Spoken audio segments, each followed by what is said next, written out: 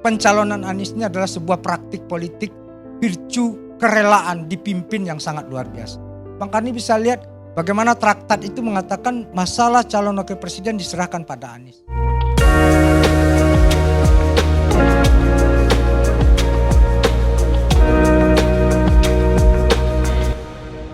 Kehadiran seorang Surya Paloh dalam konteks perpolitikan nasional Nasdem dalam hal ini menjadi titik equilibrium yang sangat krusial. Panas-panas, situasi yang panas dan unpredictable ini, Nasdem menjadi titik equilibrium yang sangat penting. Kenapa? Terlalu jauh kita berspekulasi untuk kemudian, wah Anies berangkat atau tidak. Itu terlalu melihat segala sesuatu, dalam hal seperti itu aja kita sudah tidak demokratis berpikir. Sudah tidak adil berpikir. Padahal adil itu sejak dalam pikiran. Terlalu konspiratif ya. Ini kan bagaimana kita sama-sama merayakan hak demokrasi kita. Dan saya sangat yakin bahwasanya melihat proses seperti ini ya, bahwa itu akan tidak terjadi lah. Dengan pertanyaan Pak Jokowi siapa calon wakilnya Anies kepada Pak Surya, itu menunjukkan bahwasanya ini akan ada 3 pasang. Ya itulah representasi hari ini. Dan kalau kita lihat secara konstelasi, Prabowo, Ganjar dan Anies yang benar-benar mampu hadir sebagai sebuah representasi kebaharuan, perubahan, itu cuma Anies Baswedan. Nah, banyak spekulasi-spekulasi itu wajar saja. Kalau kita lihat Bang Karni secara akal sehat, kalau Anies tidak menjadi gangguan, kalau Anies tidak menjadi ancaman, kenapa dia harus dijegal? Kenapa dia harus dikhawatirkan? Kenapa? Itu pertanyaan kita secara basic saja. Ini budak sikok nih, kalau dia tidak potensial sebagai seorang yang akan lahir memimpin Indonesia dengan gerakan perubahan itu, kenapa harus khawatir? Yang satu dari partai besar, yang satu didukung atau dalam restu presiden, terus yang ini modal bismillah dengan kehendak rakyat saja gitu. Kenapa harus takut? Nah, konteks ini yang harus kita lihat. Nggak usah kita kemudian berpraduga-praduga. Mari kita rayakan ini dalam penuh spirit kedewasaan saja. Bahwasanya kita sama-sama punya hak demokrasi. Kita apa yang kemudian bisa kita ambil sebuah pembelajaran dengan pertemuan Bang Surya dengan Pak Jokowi terakhir ini adalah sepanas apapun situasi, kita bisa saling bertemu, kita bisa saling berdialog, kita bisa saling menghormati pilihan-pilihan yang berbeda. Jangan kemudian kita terjebak terus-menerus dengan narasi yang dramaturgi.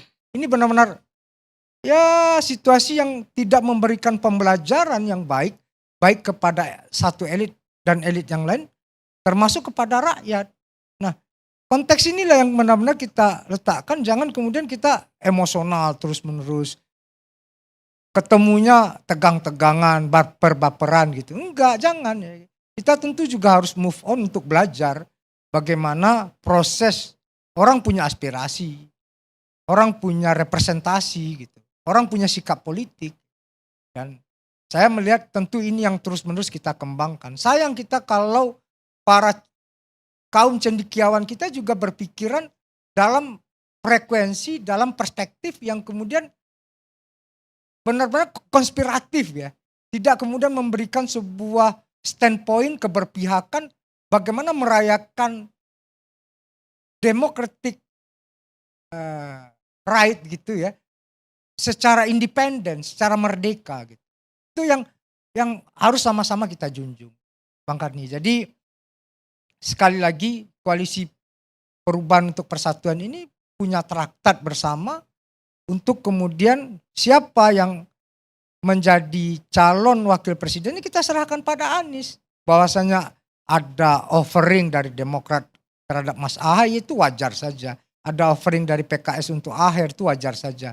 Nasdem punya preferensi itu wajar saja. Ini dinamika dan kemudian bagaimana dinamika ini bisa kita manage ya itu sebuah tantangan bagi kami dan ya ini bicara kesabaran saja. Siapa yang akan mendampingi ini? Anies kan calon wakil presiden yang pertama kali dideklarasikan. Siapa yang akan mendampingi Anies? Ya kita sabar aja sampai ujung Bang Karni. Jangan, ini kan unpredictable semua nih. Siapa yang menyangka Ganjar yang digadang-gadang sama Pak Jokowi tahu-tahu berbalik arah. Wallahualam. Mana tahu besok atau minggu depan tahu-tahu Pak Jokowi telepon Anies kita ngopi-ngopi ya. Ini sebuah situasi yang benar-benar sangat cair. Tapi yang paling prinsipil dari hal-hal seperti ini adalah kita berkontestasi dalam suasana yang fiesta. Suasana yang riang gembira, tidak kemudian tidak bermusuhan. Nah ini yang paling penting menjadi catatan kita. Dan kemudian saya melihat Pak Jokowi akan memainkan peran ini beberapa waktu ke depan gitu. Karena apa? Ya tentu beliau juga akan arif bijaksana. Setiap proses transisi akan melahirkan soft landing. Dan itu bagaimana titik temunya adalah agenda-agenda pembangunan tetap berjalan. Dan yang paling mahal adalah Bang Karni, stabilitas. Kita baru selesai keluar dari pandemi. Dan bagaimana komitmen para kontestan-kontestan, para politisi, para penggiat-penggiat ini, stakeholder ini terhadap stabilitas pembangunan nasional. Itu moral obligation, itu political obligation dari setiap orang yang berkontestasi. Jangan kemudian perlagaan ini, agenda 5 tahunan ini kemudian merusak apa-apa yang pernah kita solidkan secara bersama-sama, Bang Karni. Ini benar-benar pertarungan dengan house dower, dengan kesabaran tingkat dewa ini Bang Karni. Tentu tidak ada yang berdialektika dalam ruang yang kosong. Hanya orang-orang yang gegabah, orang-orang yang kemudian ya ini barat puasa lah Bang Karni. Ya, kita lihat Andre, kita lihat